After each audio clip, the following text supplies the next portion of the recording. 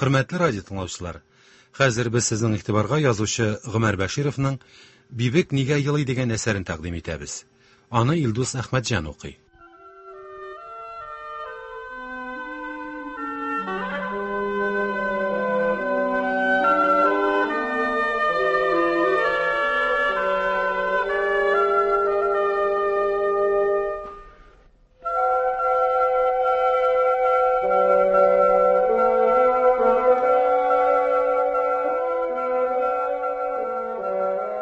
Миңа Казанга кайтып китәргә кирәк иде. Көньяктан җылы яңгыр җилләре исә, Идел ягында урман өстен тоташ болытлар каплаган. Шулардан чамалап өстемә пинжак кидем, зонтик талас иттем. Җыенып капка төбенә чыксак, хайран калдык. Муйнак автобуска бара торган юлга алдан ук чыгып баскан. Кәримә аңа башы белән ымлап көлеп җибәрде. Мин барып йөрүнең кирәге дә юк, әнә озатучың диде. Озатып калу, кая барсак та күз кулак булу Муйнакның көндәлек гадәтенә кергән иде. Урамга чыгабызмы, шәһәргә барабызмы, ул безне бер кайшанда ялгыз җибәрми. Тик шунысы гаҗәп, минем кая барасымны ничек алдан ук белә икән ул? Нинди кием киюеңне чамалый торгандыр диде Кәримә. Муйнак белән һәр вакыт юлың кыска, җаның тыныч була. Бердән үзеңне заттырып син аны чиксез куандырасың. Ул риясыз җан аңа шундый зур җаваплы вазифа йөкләнүгә башы күккә тигәндәй горурлана белә. Янәсе, әнә нинди эшкә ярый ул. Шуның өстенә ул бит юл буе чын күңелдән синең иминлегеңне кайгырта. Як-ягына карана-карана алдан юртып, җыен ыбыр-чыбырдан юлны тазартып бара. Сез аның исерекләрен я булмаса чит ятытларны ничек куркуга салуын күрсәгез иде. Андый чакта Муйнак шундый куркыныч итеп борылды. Сырт йоннарын кабартып, тешләрен ыржайтып, шундый дәһшәтле кыяфәткә керә. Тегеләр моның артыннан килүченең дәрәҗәсе Япон императорыннан һич тә ким түгелдер дип тизрәк читкә тайпылу ягын карыйлар. Әмма без исерекләрне күрәсебез килмичә күп вакытны олы юлдан читкә тайпылып, автобуска урман сукмагыннан турыга барып чыга идек.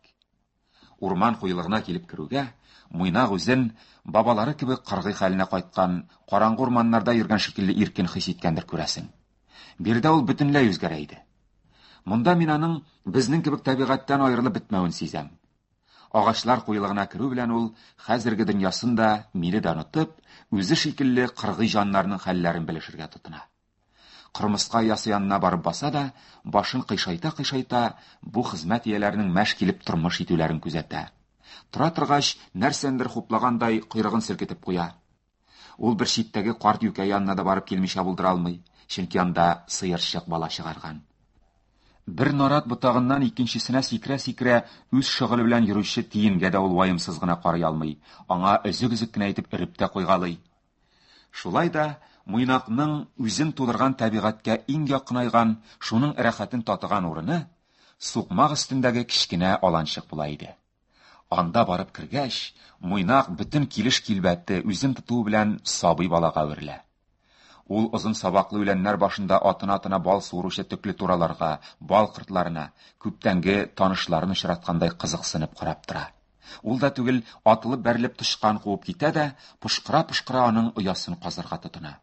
Анда эше барып чыкмаганга һич тә исе китмәгәндәй, гамсез кыяфәт белән кузгалып китә дә, җилгә каршы торган хәлдә башын чиеп, һаваны иснәргә тотына.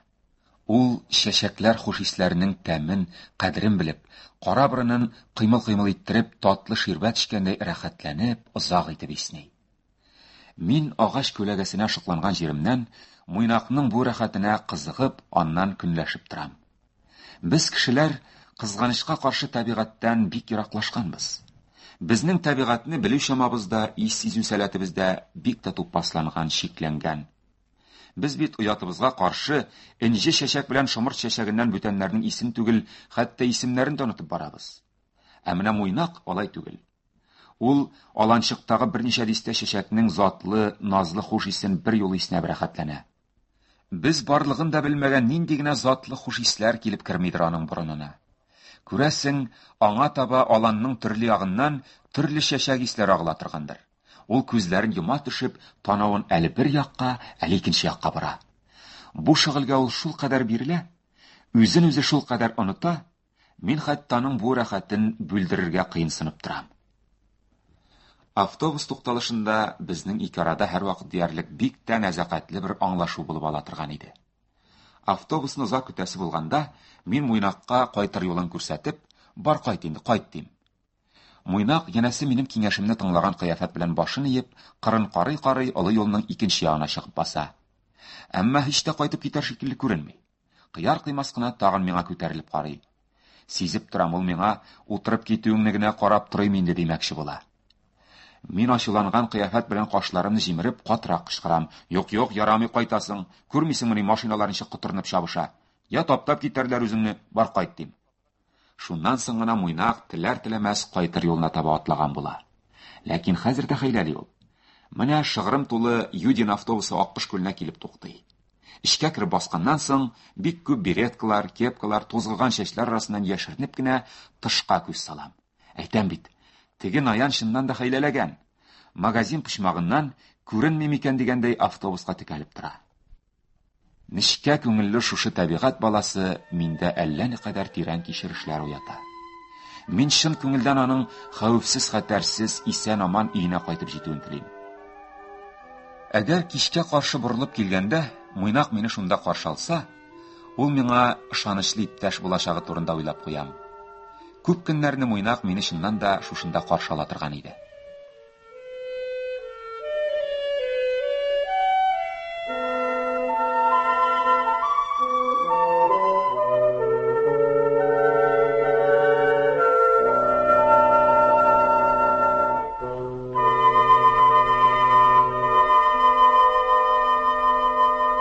Тыныч кына эшләп утырганда, кинәт телефон шылтырады.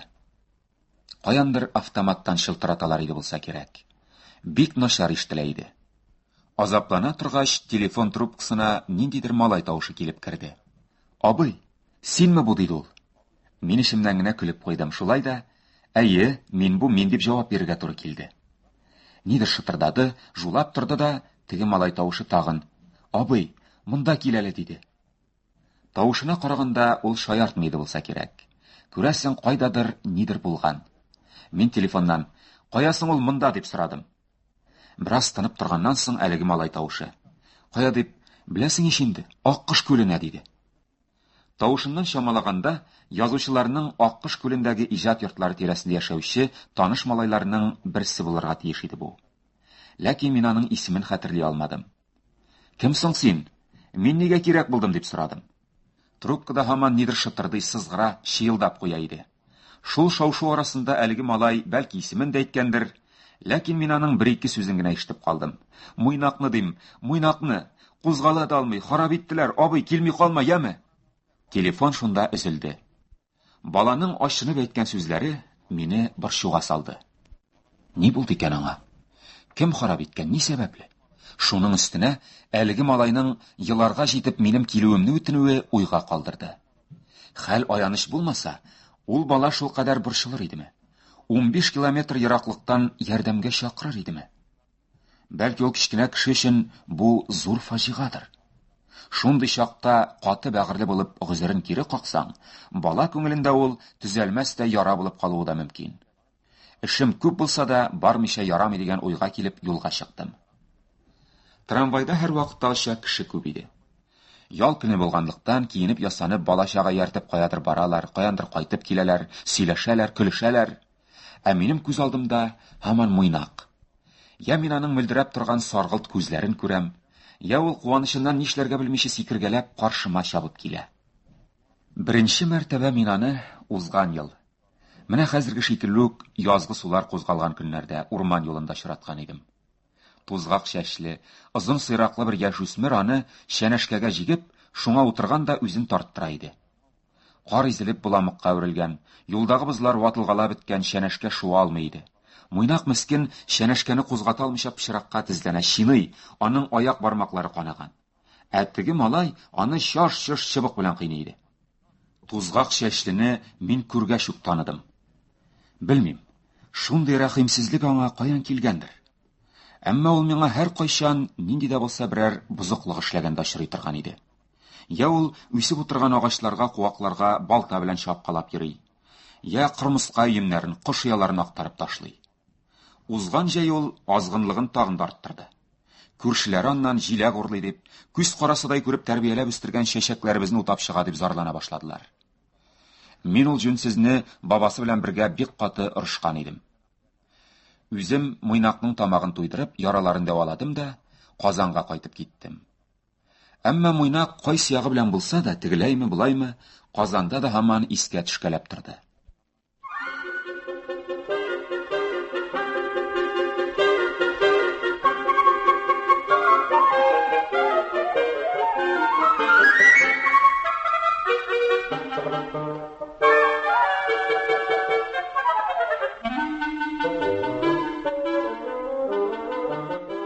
Кирәк яракны төяп, Аккыш күленә даими торырга барган көнне, Муйнак безне капка төбенә үк чыгып, шатлыгыннан сикрә-сикрә каршы алды.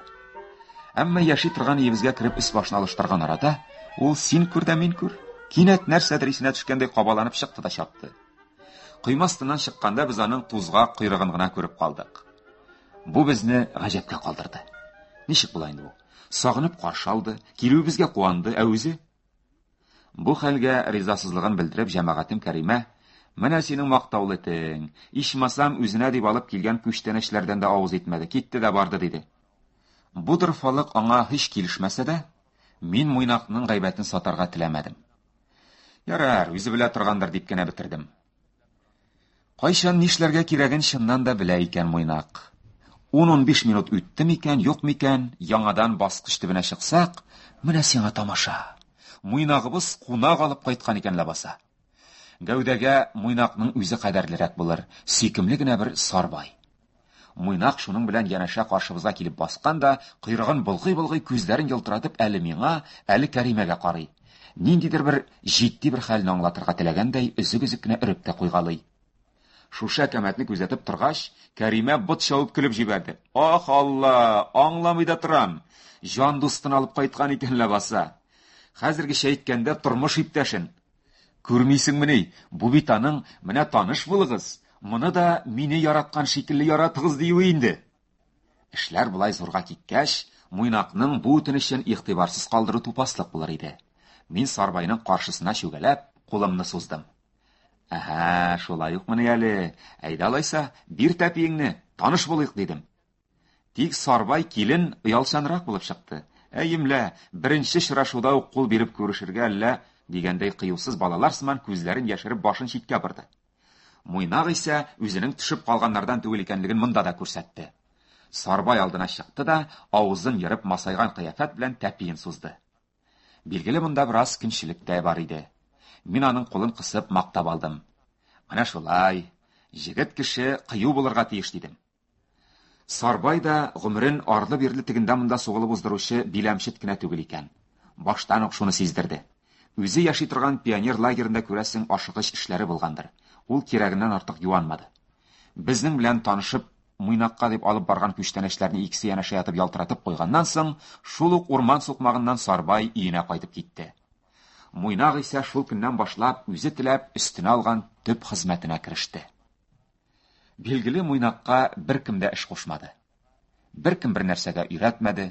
Ул һәммәсенә үзе белеп кереште. Искитмәле бит. Яхшылыкка яхшылык белән кайтарырга кирәк дигән әхлак кагыйдәсен ул каян белә? Турысын гына әйткәндә, аны бит әле кешеләрнең дә байтагы саңлап җиткерми, яңларга теләми. Ә ул аңлый. Әле ничек кенә аңлый?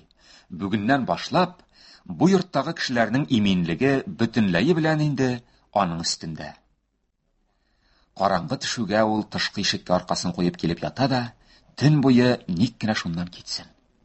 Кайбер төннәрне кинәт давыл куба. Биек агачлар йыгылырдай булып чайкала башлый, урман үкрә. Бөтен дөньяны гөрселдәтеп күк күкри, чытырдатып яшен яшнәп җибәрә. Ләкин нинди генә гарасат купмасын, Муйнак бер кайчанда саклаган урынын ташлап китми иде. Тик кайбер төннәрне генә, бик кирәк булганда гына ишек төбеннән кузгала ул. Кайчагында ихата эченә төлке мазар яки бүтән урман киеге керергә чамалап карый. Я булмаса, күлгә су эчәргә төшешли, койма янына пошилар килеп туктый. Андый чакта Муйнак сырт йоннарын кабартып, тешләрен ыржайтып, 20дәй дошманнар өстенә ташлана. Җитәме кеше, җитмиме, анысы белән исәпләшми Муйнак. Кирәк икән ул җанын фида кылырга да әзер.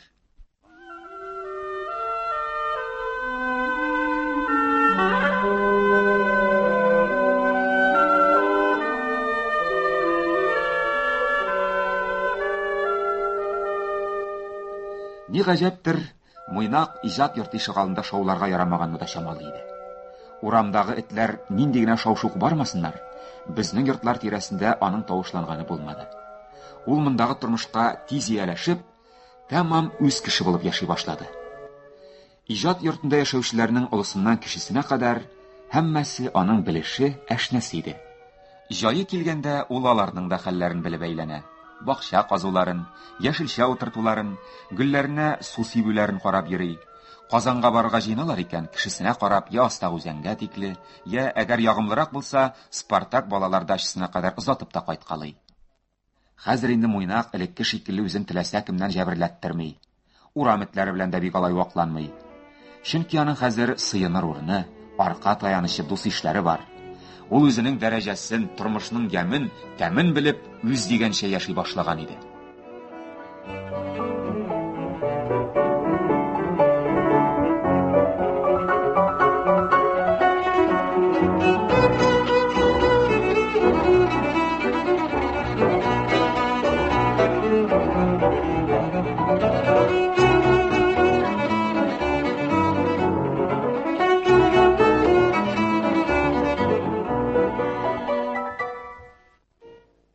Аккош күлендә мине Рамай исемле таныш малай каршы алды.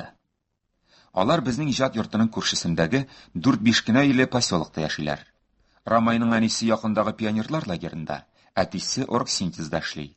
Рамай үзе 3нче класста укый шикелле. Җәй көне безнең ишегалында еш була. Язучылардан укырга китаплар да алып торгалы иде. Рамайның бу кайгыртуыннан бик канәгать булып, мин аның аркасыннан кактым. Син шылтыраттыңмы ни дидем? Әйе, мин диде Рамай. Ярый килдең әле абый. Әни әйтә, Муйнакны больницага салмыйчы булмас ди. Хәле шулай бик авырмы ни? Авыр. Имгәттеләр аны, арт санын тота алмый. Кан да күп киткән ди әни. Димәк, безгә ашыгырга кирәк икән. Тик шунда Рамайның өстенә башына күзем төште.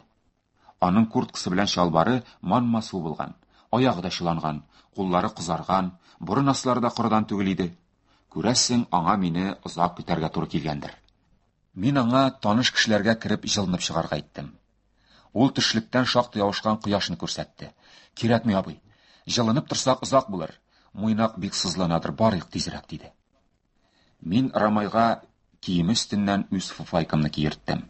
Әйдә алайса, йөгрик. Ләкин йөгреп булмый иде. Баскан сайын аяк таеп китә. Ни арба, ни чана дигәндәй урман юлы кардан боздан арчылып кына килә иде әле. Фуфайканың итәге Рамайның аягына сылана. Шулай да ул, кайда пычрак, кайда су йөреп, миннән калышмаска тырышты. Ай, Муйнак, Муйнак. Ул минем бер генә минутка да исемнән чыкмады. Ул безнең урмандагы тормышыбызга шул кадәр тирән киреп утырган. Аңа ул бу булса, аннан башка җәй уздыруны күз алдына да китереп булмый иде. Юл буе үземне юатып бардым. Муйнак урам эте бит. Аның атасы-анасы да, бөтен токымы да küçük чагыннан ук һәр төрле кыенлыкларга, ачлыкка, суыкка, төрле чир-чырларга каршы чыдам булып чыныгып яшәгән. Ул йомшак мендәрдә генә йоклап тәмле ашап яшәүче иркәтләр шикелле түгел. Юк, бирешмәс Муйнак, бирешмәс. Шулай да күңел нидер сизенә, тынычланып булмый иде. Гәрчә Муйнакны җәберләгән бәндәнең исемен ишетәсем килмәсә дә, бара торгач сорарга туры килде. Кайсы явызның эше? Юлда бездән башка берәү дә юк иде. Шулай да Рамай башта як-ягына каранып алды. Аннары гына миңа таба иелеп, "Теге инде абый, шул үзе" диде. Шунда ук аңлашылды. Муйнакны узган ел азаплаган әлеге азгын димәкче була. Баламутмы ни дидем мин. Малай сүзсез генә башын какты. Монысы да мине гаҗәпләндермәде. Баламут бу тирә малайларыннан я акча, я бүтән әйбер таптырып, тыңламасалар кыйнап котларын алып тора иде. Әле һаман кулына сукмадылармы шул җүнсезнең? Нигә каныга ул Муйнакка дидем. Кичә булган хәлне әйтеп салырга теле бармадымы, әллә Баламуттан шүрләдеме? Рамай иң башларын сикерткәләп беравык дәшми барды. Ул да түгел, кинәт нидер исенә төшкәндәй кояшка карап алды. "Абый, больницага илтергә соң булмас микән?" диде. "Башта үзен күргәл" дидем. Рамай тагын үз эшенә бикләнде. "Шуннан соң" дидем мин. Бераз борынын тарткалап барганнан соң гына кыенлык белән генә теле ачылды Рамайның. "Шуннан соң" дип, "Ни инде? Баламут кичә үзе шикелләрен җыеп кайтты. Кая Муйнак тотып бирегез Муйнакны" ди бу. Без шикләнәбез инде. Берәүнең дә Муйнакны тотасы килмей. Нәрсәгә ул сиңа дибез? Аның тиресенә 3 тәңкә бирәләр. Хәзер шундый йонлач бүрек модный ди бу. Мин куркып әтигә әйтергә дип йөгердем. Шаттан гына борылган Муйнак бик каты чинап җибәрде. Анда тавыш купты. Әти белән без чыкканда, Баламут белән Каравылчы абый якалашалар, ә Муйнак арт санын сөйрәп, җылы-җылы мунчага таба бара иде. Бу тирә кешеләрнең шундый ваемсызлыгы миңа һич ташамады. Эх, сезне, шул чагында Баламутны җыйнаулашып бетереп алмагансыз икән дидем. Рамай берәү аптырабрак торды да, үпкәләгән сымак авызын белтәйтеп. Ие, бар, әтәчләнеп кара, алар бишәүлә, әксәләрендә пычак, алардан олылар да курка диде. Без барып җиткәнче тагын 30-40 минут узгандыр. Шулай да, әгәр автобус бик озак көттермәсә, мин Муйнакны Казанның ветеринария поликлиникасына якты күздә илтеп җиткерә алачак идем әле. Муйнакны күтәреп кайту өчен Рамай йөгереп кенә барып өйләреннән зур гына брезент сумкада алып килде. Ләкин Муйнак яткан мунча янына барып җиткәч, без аптырап калдык. Алачык ишеге бераз ачылып калган, мунча эченнән җылы пар бөркелеп тора, ә Муйнак юк иде.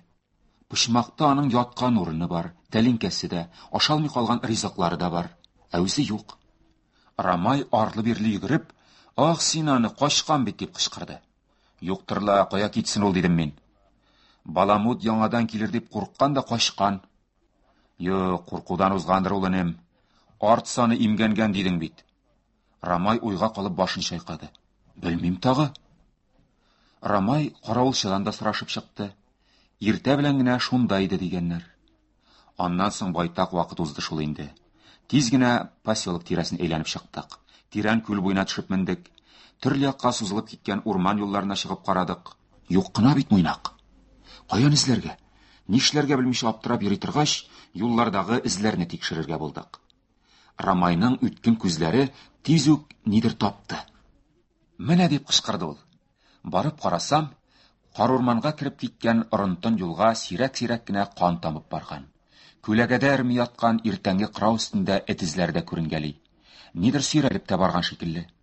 Без бер-беребезгә карашып алдык та, шул юлдан урман куйлыгына кирип киттек. Як-якта юан кара чыршылар үсеп утыра. Бу тирә булай да бик тын һәм караңгы иде. Байтак кергәч, юл кырыендагы черек төп янында тагын аның изен күрдек. Узган елгы ылыслар җиргә иңеп, ул төш бераз чыкырланып калган иде. Күрәсең, ул монда ятып хәл җыйгандыр. Буларның Муйнак изе булуы турында безнең шигебез юк иде инде. Караңгы чырайлы чыршыларга карап бара торгач, Рамай шомланып туктап калды.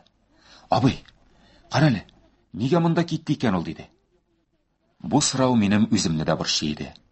Чынлап та, нигә Муйнак урманның нәкъ менә шушындый кеше бик сирәк була торган иң караңгы почмагына кирип киткән? Нигә башка юнәлешенә китмәгән? Кайбер акыллы этләр, мәчеләр урманга шифалы үлән эзләргә дә чыгалар. Алай дисәң, аңа әле иртәрәк, үләннәр әле яңа борын төртә башлаган. Мин Рамай соравына, "Аңа тынычлык кирәктер. Поселоктагы шау-шудан качадыр бәлки" дидем. Дөресен генә әйткәндә, мин моңа үзем дә ышанмый идем. Шулай уйланып бара торгач, кинәт минем башыма ап-ачык булып, чынлыгына үзеннән үзе ышандырып, яңа уй килеп керде. Мөгаен генә шулайдыр. Муйнакны тәгаен генә этләр тукымының нәсел буенча ата-бабаларыннан килә торган көчле инстинкт алып киткәндер. Кыргый җанварларның кайбер гадәтләрендә кеше аңлап җиткермәгән караңгы яклар азмыни әле. Хәзер ул турыда уйланып торырга вакыт калмаган. Безгә ашыгырга кирәк иде. Мин Рамай кулыннан брезент сумканы алып, "Әйдәнем, ашыгыйк, бәлки соң түгелдер әле" дидем. Юлдашым миңа сәерсенеп карап алды. "Нәрсәгә соң түгел, абый" диде. Мин йөгерә биреп, башым белән алга таба ишарә иттем. Башта артыннан барып җитик әле. Бераз гына йөгерүгә, кичкенә генә аланда 2 юл чатына барып туктадык. Сулдагы юл якындагы урман инешенә алып төшә. Ул якта язгы ташу тавышы ишетелеп тора иде. Әгәр дә Муйнак шул якка киткән булса, аны коткарырга соң булыр иде инде. Кая таба йөгерергә белмичә икеләнеп торганда, уңнан шәң-шәң өргән эт тавышы ишетелде. Ул нәрсәгәдер кайгырган сыман, йыламсырап, язмышыннан зарлангандай кызганыч тавыш белән өрә иде. Мин аңа колак салып, исән икән әле" дип әйтеп куйдым. Рамайның да күңеле күтәрелеп, минем алдымнан йөгерә башлады. Юл дигәнебез бераздан сукмак кына булып калды. Кайда куаклар чытырман арасыннан, кайда аркылы яткан агачлар өстеннән сикергәли торгач, кинәт текә яр кырыена барып төртелдек. Сукмак өзелде. Яр астында тирән чокыр. Аның аргы ягында яртылаш су баскан куе әрәмәлек белән болынчык күренә. Шул тирәдә шыелдап кычкыра-кычкыра бибек очып йөри иде. Рамай әсәрләнеп: "Абый, мин беләм, тәкәрлек бит бу", диде. Әйе, нәкъ үзе. Тавышына охшатып аны бибек дип татыйлар. Берәр җан иясе оясы янына килсә, борчыса, ул әнә шулай бибек, бибек дип кычкыра-кычкыра очып әйләнә. Ул арада куаклар арасыннан Сарбай килеп чыкмасынмы? Әлеге тавыш биргән Муйнак түгел, Сарбай булган икән. Күрәсең, ул да безнең шикелле дустын эзләп киткән дә, аны бездән элегрәк барып тапкан.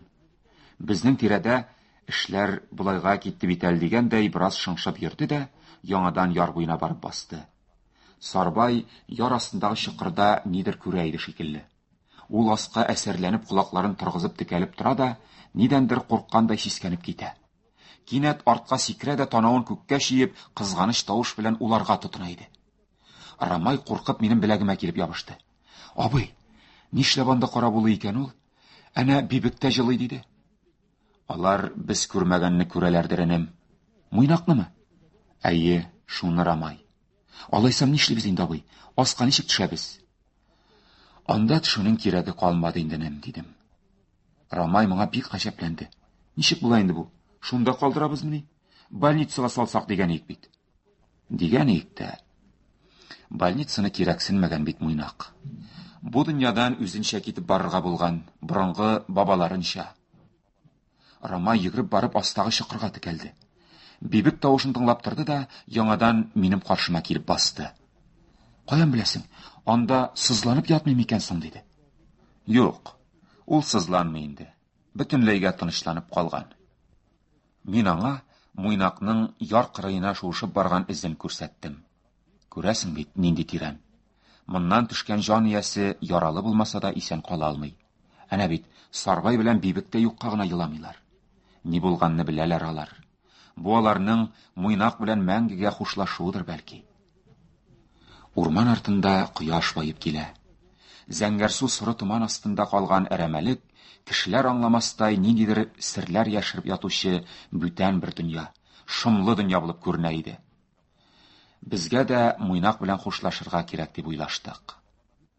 Бабаларыннан калган инстинктка каршы килмичә, шундый тәвәккәллеккә баруы Муйнакка карата ихтирам хисе уята иде. Ләкин ничек хушлашырга? Салют бирер идек, мылтыгыбыз юк. Бер уч туфрак салыр идек, аның кабере юк. Шулай да соңгы сүзне әйтмичә китүне күңел өнәмәде. Яр кырыена килеп бастык та, мин астагы тирән чокырга карап, "Хуш инде, Муйнак", дип кычкырдым. "Син дөньяда тикмәгә генә яшәмәдең. Безнең күңелләрдә яхшы истәлекләр калдырып киттең. Хуш, тыныч йокла. Без сине онытмабыз." Муйнакны мәңгелеккә үз кочагына алган караңгы упкынга тагын бераз карап тордык. Хәзер инде Сарбай да тынды.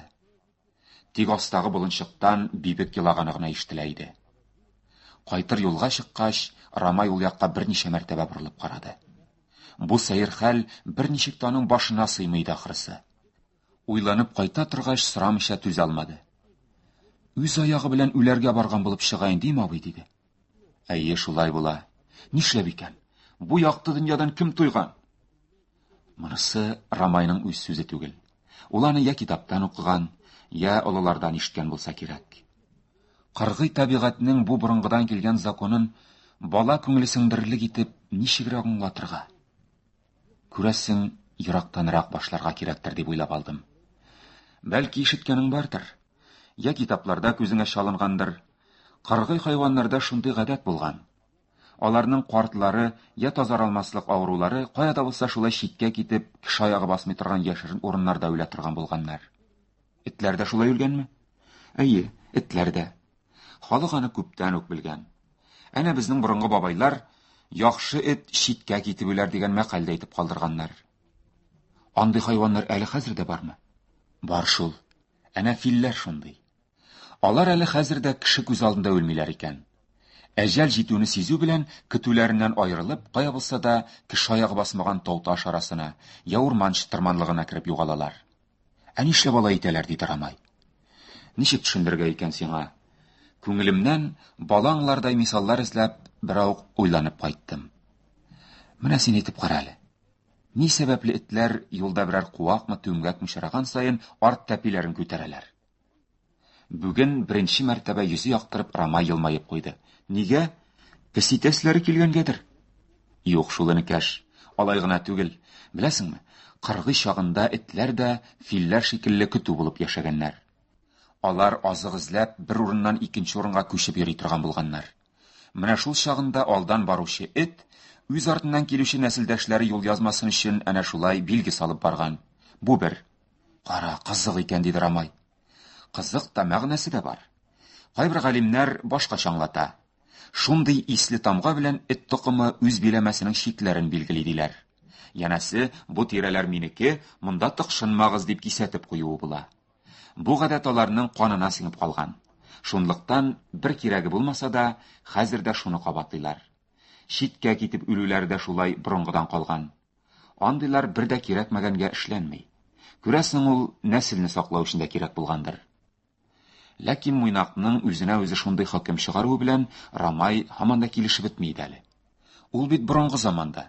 Ә хәзер докторлар бәлки тазарткан булырлар иде әле, диде ул. Тазармаслык булып имгәнүен Муйнак тәгаен белгән ахырсы. Ничек белсен икән, җәнлек кенә бит ул. Рамайның булай төпшенүе нибары кызыксынудан гына булырга охшамый иде. Ул табигатьтәге һәр җан иясен чын күңелдән кайгыртучы нечкә күңелле бала булып чыкты. Муйнакның һәлак булуын ул чыннан да авыр кичерә иде. Минемчә, бу хәл аның күңелендә тирән уелып калачак. Ул аны гомере буе онытмаячак. Алай гына да түгел, минем әле Рамай яхшы күңелле, игелекле кеше булып үсәр. Җырдагы адашы шикелле киләчәктә халык күңеленә кереп калырдай зур егетлекләр күрсәтер дип тә ышанасым килә иде. Шунлыктан кичкенә юлдашым белән мин үз тиңем итеп сөйләштем. Зур үсеп күбрәк укыгач, үзең аңларсың әленем. Кыргый табигатьнең хәзергәле ачылып җитмәгән бик тирән серләре бар. Тазарырлык булмагач, яшерен урында юкка чыгарга тиешлекте дә аңа табигать кушкан. Ничек кушкан? Бәлки, кышларның туган ояларына адашмыйча кайтып төшүләре шикелледер, диде Рамай. Менә нәкъ шулай. Ул тойга аларның каннарына сиңгән диләр бит. Рамайга башын аскаеп, атлар атламас кына безнең арттан кайтып килүче Сарбайны күрсәттем. Этләр үлем җитемгә дә бик сизгер. Эт кенә диме, җан дустын мәңгелек йортта бөтенләйгә калдырып кайтуын ул да аңлый. Ул да әнә ничек авыр кичерә. Нәрсә ул мәңгелек йорт? Менә шушы без яши торган бөтен табигать. Безгә язгы матурлык та күренми. Агач башларындагы кошлар чыршуы да ишетелми иде. Күңел юксына. Моннан соң безнең тормышыбызга нидер җитмәс. Мөгаен бик кадерле, бик тансык дуслык җылылыгы җитмәс. Муйнак баскыч төбен саклап ятучы гади каравылчы гына, кайберәүләр аңлавынча типке астында яшәр өчен яратылган әрсез алабай гына түгел иде. Юк, яшәешебезне матурлап, аны үзенең ягымлылыгы, дуслык җылылыгы белән баетып торучы сөйкемле җан иясе, ышанычлы якын дустыбыз иде Муйнак. Байтак кына араны борынын тарткалап сүзсез генә кайта торгач, укучы юлдашым тагын башын күтәрде. Абый, этләрне, мәчеләрне шулай азаплаган кешегә закон бармы, диде ул.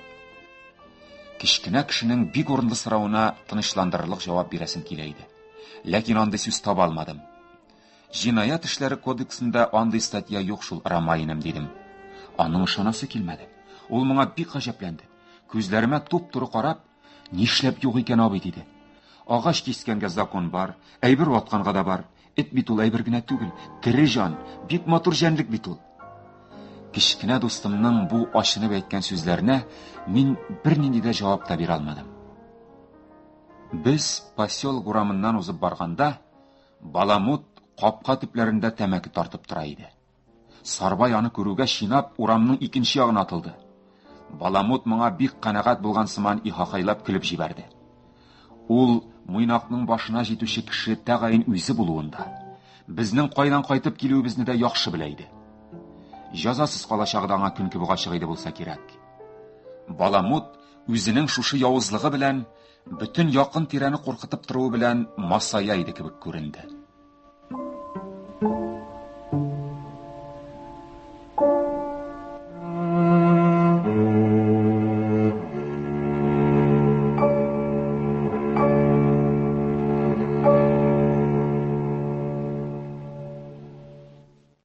Сез язучы Гомәр Бәшировның «Бибек нигә елый» дигән әсәрен тыңладыгыз. Аны Илдус Әхмәтҗан укыды.